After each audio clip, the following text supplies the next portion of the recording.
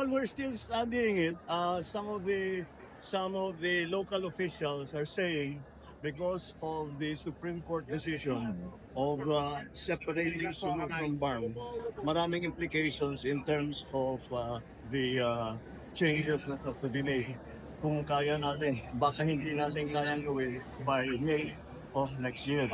Marami doon, meron pitong distrito na nasa BARM na dati si Sulu, ngayon wala silang congressman, wala silang probinsya.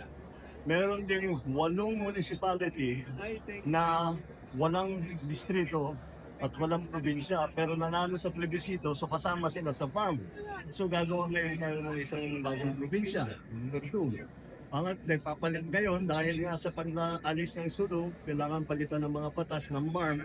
Kaya yung Transition Authority, kailangan trabahuin ngayon para dun sa bagong sistema, dun sa bagong administrative code, sa bagong local government code, sa bagong electoral code, yun ang kailangan ng trabahuin.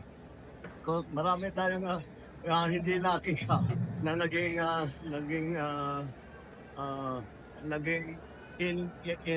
unintended consequence ng desisyon ng Supreme Court. Kaya hanggat maaari, gagawin namin na isasabay natin. Pero kung hindi kaya, mas mabuti nang maging tama kaysa sa ibalik natin tapos pagkagulo lang.